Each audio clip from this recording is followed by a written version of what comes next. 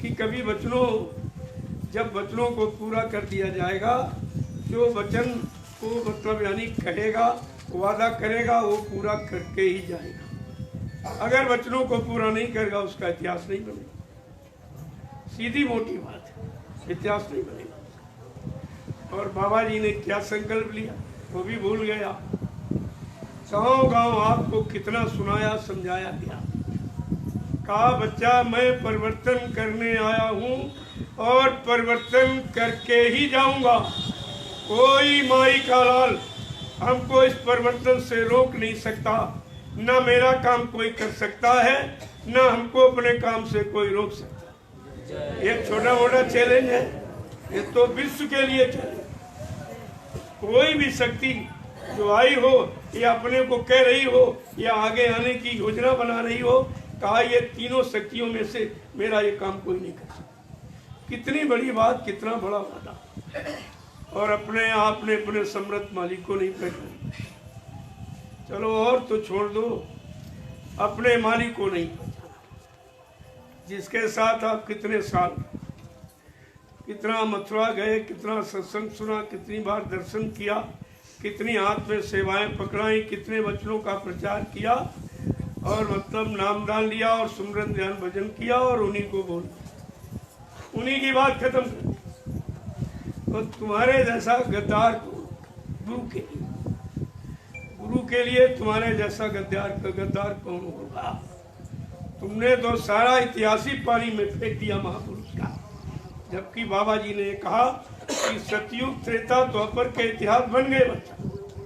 वो तो पुराने इतिहास तुम्हें पढ़ाए सुनाए जाए और उससे तुम्हारा कोई काम होने वाला है नहीं, क्योंकि जो समय निकल जाता है समय दोबारा आता नहीं। गुजरा हुआ जमाना आता नहीं दोबारा।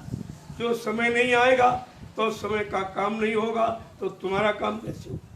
कहा था मैं कलयुग का इतिहास बनाने आया हूँ और ऐसा इतिहास बनाऊंगा जो भूते न भविष्यते। सतयुग त्रेता द्वापर के लोग अपने अपने युग का इतिहास पढ़ना भूल जाएंगे। मैं ऐसा चमत्कार करूंगा जिसको हिंदुस्तानी नहीं सारा विश्व नमस्कार करेगा। ये सब कहाँ चला गया भाई? ये गुरबाणी कहाँ चली और तुम सुनने वाले कहाँ चले? आपने तो कोई काम अच्छा किया है, तो लाभ तो मिलने का तुम्हारा प्रश्न ही नहीं। तुम गुरु से कोई लाभ लेने के अधिकारी ही नहीं हो। फिर ये लाभ तुम्हारा परमार्थी देगा, ये भी आपको विचार। कितने बलपूर्वक कहा मैं कलयुग को भगाऊंगा और सतयुग को लाऊंगा। सबको न्याय सुरक्षा रोजी रोटी की व्यवस्था बना के दूंगा। 70 साल की आजादी में क्या नेताओं ने कोई ये काम किया है? जिन्होंने वादा किया सब झूठे वादे। बाबा जी ने कहा जो किसी ने नहीं काम किया, मैं सारे विश्व की व्यवस्था, हिंदुस्तानी नहीं सारे विश्व की व्यवस्था को ठीक करूंगा। मेरे पास ऐसी योजना भूमिका व्यवस्था है। मेरी उस परमार्थी योजना भूमिका के आगे एक दिन सारा विश्व नतमस्तक हो जाएगा। कितनी बड़ी चीज आपके लिए, और आप लोगों ने कुछ नहीं, क्योंकि आप गैरहाजिरी बहुत करते। कभी 4 महीने बीत गए, 5 महीने बीत गए, सत्संग में आने जाने। जब बच्चा रोज स्कूल जाता तो फेल हो जाता, और तुम कभी कभी आते, तुम कैसे पास हो? जबकि कहा क्या था, करिए नित्य सत्संग, हर रोज दर रोज प्रतिरोध सत्संग। पता नहीं कौन सा वचन कब तुम्हारे मुआफिक आ जाए और तुम्हारी समझ में आ जाए, तुम्हारा उसी से काम। इसलिए सत्संग कभी पुराना होता है, लेकिन जो लोग रोज सुनते हैं वो अपने आप कहते हैं हम तो रोज सुनते, हम तो ये रोज जानते। अरे जब रोज सुनते हो तब तो तुमको याद नहीं, जब रोज सुनाया गया तब तो एक भी वचन याद नहीं। अब जब रोज न सुनाया जा फिर तुम कैसे याद करो? तो तुमने सुना और सुनाने काम शुरू किया, भाषणबाजी शुरू किया, कराया कुछ। जबकि कहा था पहले करो, जब करके तुम्हें कुछ मिल जाए और गुरु आदेश दे दे अंदर बाहर में कैसे भी, तो आप काम करिए। लेकिन अपनी इच्छा से यहाँ किसी ने किया कुछ। अगर बैठा लो तो 10 मिनट भजन पर नहीं बैठ सकते, 10 मिनट मन साथ नहीं देता। कहते हैं भजन करते हैं, हम सुमरन करते हैं, हम ये करते हैं, वो करते हैं। जब तक तुम ये कहते रहोगे हम करते हैं, तब तक तुमसे नहीं होगा, क्योंकि करना ये मन की क्रिया और मन से भजन होता नहीं। भजन जीवात्मा का विषय है और तुम मन, इंद्री, शरीर से ही भजन को करना चाहते हो और तभी तुम कर नहीं पाते। जब तक तुम्हारी समझ में नहीं होगा कि भजन होता है और वो 24 घंटे होता और निरंतर होता, सोते जागते उठते बैठते काम करते, तुम किसी स्थिति परिस्थिति हो, भजन हो गया तो हो, फिर वो कभी बंद नहीं होता। लेकिन ऐसी स्थिति किसी किसी जीव तब भी नहीं होती है, किसी किसी जीव की होती है। ऐसा नहीं कि सब खाली ही बैठे, करने वाले भी हैं, जिनका होता है उनके चेहरे अलग हैं, वो सब मतलब यानी, लेकिन जिसको मिल जाता वो चुप। कहीं दौलत मिल जाए रास्ते में बताओगे किसी, चुपचाप छिपा के रख लो, कभी नहीं बताओगे। ये तो आध्यात्मिक दौलत है जो यहाँ संसार में कहीं है, और इसलिए जिसको मिल जाएगी वो एकदम मौन हो जाए, कुछ नहीं बोलेगा, कुछ कहना ही बंद कर देगा सब। अब ये है गुरु आदेश है जीवों के लिए, तो कहना उचित है, उनके आदेश का पालन। बाकी अगर अपनी इच्छा से अपनी मनमुक्ता में आके कोई संदेश कोई भाषण करेगा तो वो निश्चित है, क्योंकि सुनाना भी ये काल के जाल में ही आता, वो भी फंसा लेगा। वैसे यहाँ तो कहना न बोलना, ताले जुआ के रखना, चुटकी खाके लपकी चुटकी बजा। वचन तो ये कहा कि आपको कुछ नहीं कहा। हाँ, अगर जीवों के भले के लिए, जीवों का काम नहीं हो रहा उसके लिए कुछ कह दिया जाए तो उसका पालन करो, वो तुम्हारा आदेश भजन में ही सम्मिलित कर दिया। लेकिन अपनी इच्छा से, अपनी मनमुक्ता, अपने लोभ लालच, अपने मान सम्मान के लिए अगर कोई कदम उठाओगे, वो खामियाजा तुमको भोगना, उसमें गुरु तुम्हारी कोई मदद नहीं। ये सब ध्यान में रखना। लेकिन यहाँ सब मनमुखी है, जो चाहते अपना इधर चले गए, उधर चले गए, इधर कह दिया, उधर कह दिया, उधर कह दिया, उधर क्या मिला तुम्हें क्या मिला इतने तुम? अरे आदमी कोई काम करता है, रोजगार धंधा आमदनी होती तभी करता, नहीं होगा बंद कर दिया। लेकिन इसमें कौन सी आमदनी? सारा समय की कीमत अगर निकाली जाए तो आप किसी ने 500 दे दिया, किसी ने 1000 दे दिए, कोई खाना खिला दिया, कोई नाश्ता करा दिया, बस उसी में भी। अरे संत मत इतना सस्ता, इतना आप लोग खिलवाड़ बनाए हो। इसलिए कहा कि संत मता गजरात का चलता बंधन छोड़, हाथी का मत। जैसे हाथी बनी रास्ता जा रहा, कुत्ते घूमते रहते, क्या हाथी उनकी आवाज़ सुनता है? खड़ा होकर सुनने लगेगा, रास्ता रुक जाए।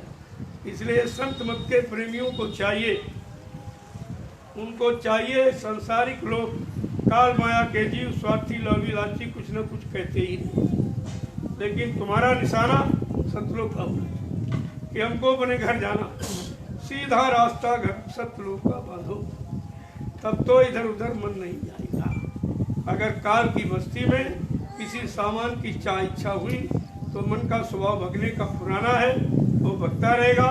जब तक मन भगता रहेगा, टिकेगा नहीं, तब तक कुछ नहीं। ऐसे तुम पूरा जीवन बिता दोगे माला घुमाते। अरे माला घुमाने से, माला घुमाने का मतलब मन को उधर से इधर घुमाना है, इसलिए माला में लगाना है, तब तो माला घुमाने का अर्थ आपको मालूम हो जाए। अगर माला घूमती रही और मन नहीं घूमा तो माला घुमाने का कोई अर्थ नहीं। कबीर साहब ने इसीलिए कहा, कर में माला फिरे, जी फिरे मुखमाए, और मनुआ यदि 24 फिरे, भाई या तो सुमरन, ये सुमरन नहीं, इसका फल आपको नहीं, और ये खंडित सुमरन माना। इसलिए कहा कि भजन तो कलयुग में बहुत कठिन, सेवा सरल। अगर सेवा समझ में आ जाए, लेकिन सेवा कर तो उसमें भी अहंकार आता है। सेवा करते करते आए, यहाँ हर कर्म क्रिया के पीछे अहंकार छिपा हुआ बैठा। जो काम करते करते पुराने हो जाओगे तो तुमको अपने पुराने होने का अहंकार होगा। यानी शरीर इंद्रियों की सारी क्रियाओं में अहंकार छिपा बैठा। कोई क्रिया आप करने लगो, थोड़ा बहुत कोई एहसास होने लगे तो तुरंत अहंकार आ जाएगा। तो किसी को क्रोध करके नहीं मतलब श्राप, और किसी को आशीर्वाद, ये तुम्हारा सब इसमें कमाई चली, फिर खाली खाली रह जाओ। इसलिए संत महापुरुष जब कलयुग में आए तो उन्होंने नामदान तो आपको दिया, लेकिन ये कहा जो भी तुम कमाई करो 10 मिनट 15 मिनट 20 मिनट वो मेरे खाते में, तुमको कमाने का सिर्फ अधिकार, खर्च करने का कोई। तभी आप कहते हो सुमरन नहीं बनता, ध्यान नहीं बनता, भजन नहीं। मान लीजिए अगर बन जाए तो तुम करोगे क्या? यहाँ का कोई काम तो उससे होने वाला है। फिर ये क्यों सोचते हो? अरे तुम्हें जो कहा गया, कहा निमिष मात्र तुम खड़े रहो, सुबह शाम लगे रहो, उसी लगे रहने में तुम्हारा काम हो जाए। हाजिरी देते रहो, हाजिरी में ही अगर तुम्हारी तनख्वाह स्वीकार हो जाए तो इससे सरल और क्या। लेकिन तुम हाजिरी में नहीं, कल कहते गर्मी बहुत है, सुबह करेंगे, शाम करेंगे, कल कर लेंगे, परसों कर लेंगे, जहाँ 2 दिन निकल गए फिर मन नहीं करने, जरा सा नांगा किया फौरन पीछे चला जाए। इसलिए आपको बड़ी सावधानी के साथ रहने की जरूरत है और आपको किसी के पीछे नहीं पड़ना। पड़ोसी क्या कह रहा, ये क्या कह रहा, वो क्या कह रहा, अपने शैतान मन के पीछे पड़ो, तुम्हारा नुकसान यही कर रहा है। यही सब में शंका पैदा, इनमें उनमें, अपने में उनमें उनमें, सारी खराबी। तुम असली दुश्मन तुम्हारे अंदर बैठा, तुम कहते वो दुश्मन है, पड़ोसी है, ये नहीं वो नहीं, ये सब तुम्हारा भ्रम। अगर सही तरीके से विचार करो तो तुम्हारा दुश्मन आज का नहीं, युगों युगों का मन निकले। इसी ने तुम्हें पाप कर्मों भोगों में और फंसाया है और सजा का कारण इसी ने बनाया और जन्म मरण से छुटकारा नहीं मिल रहा, ये इसी का कहना अपने मन।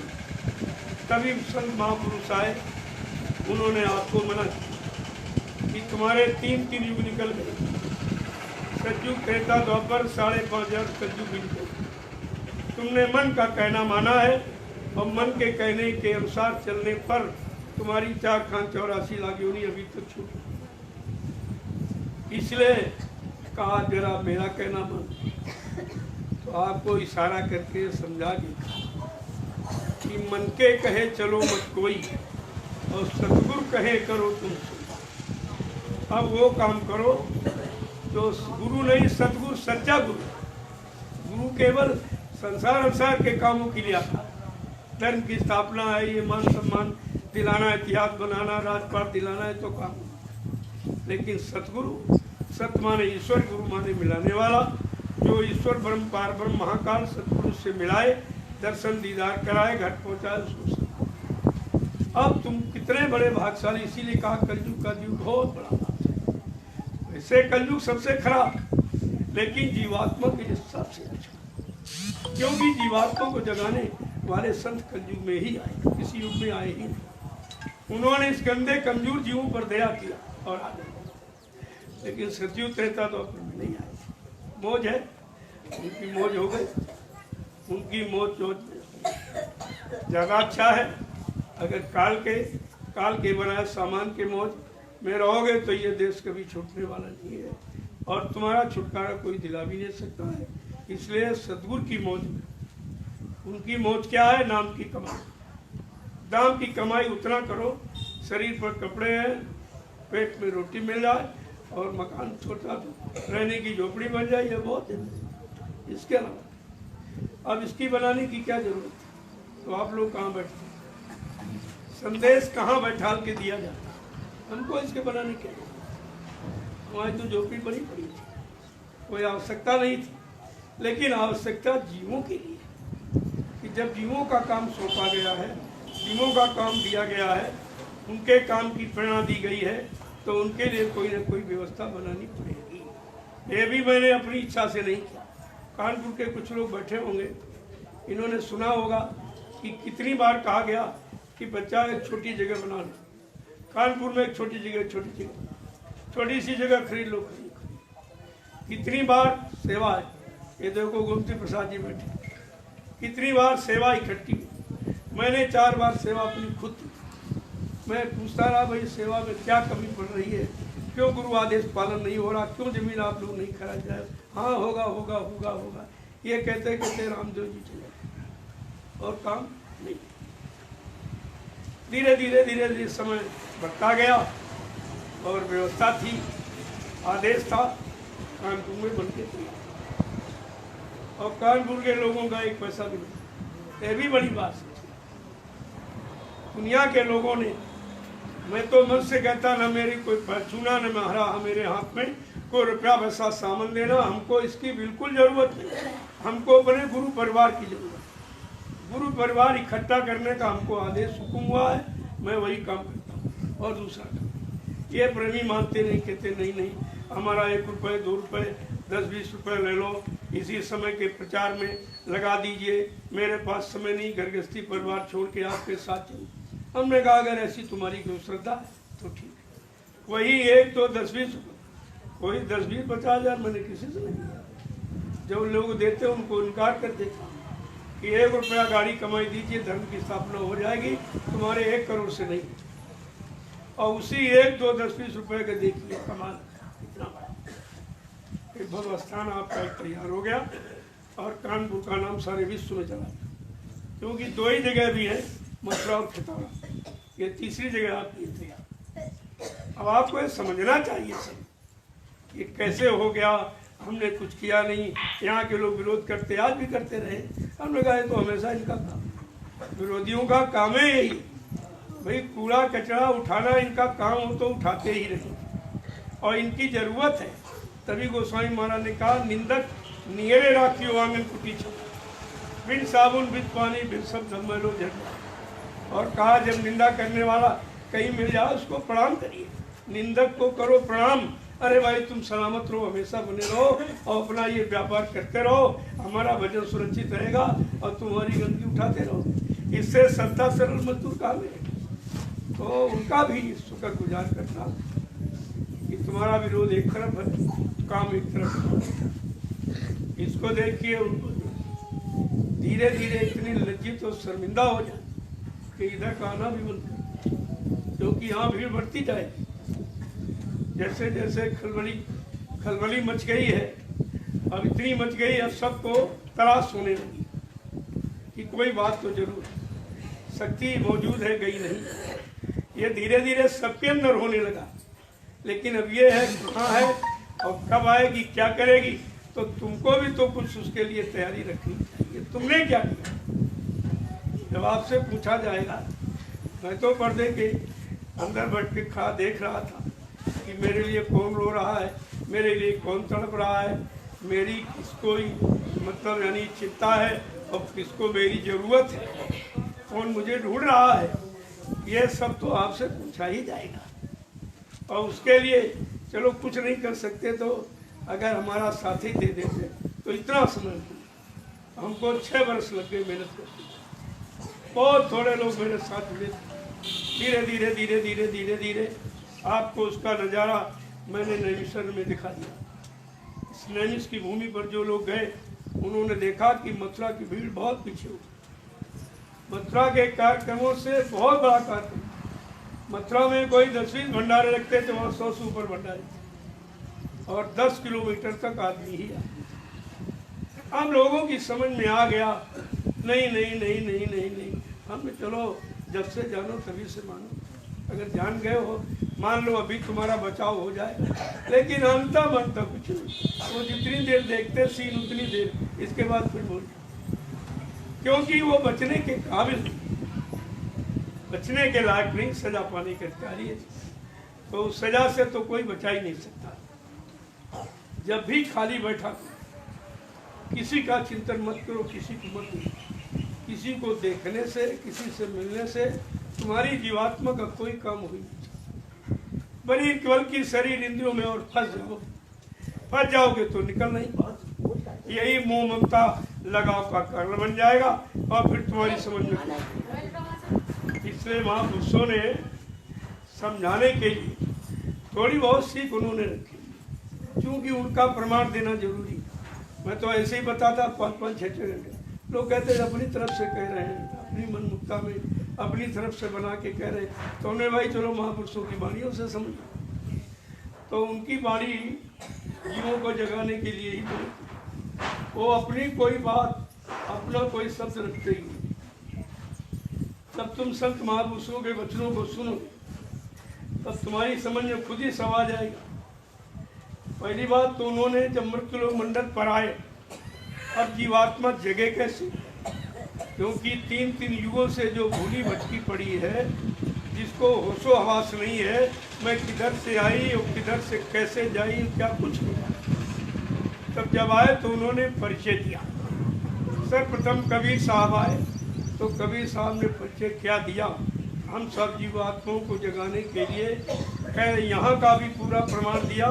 तू जहाँ फंसी है वहाँ का माहौल वातावरण कैसा है और जिस देश की तो रहने वाली है, तेरा देश कैसा है। जब दोनों परिचय मिलेंगे तब ये जीवात्माओं को होश आएगा कि हमारा देश इतना अच्छा सुंदर है, तो हमको अपने देश की तरफ चलना चाहिए। तो समझा के क्या करें, बड़े ध्यान से सुनिए कि संतो सो निज देश हमारा,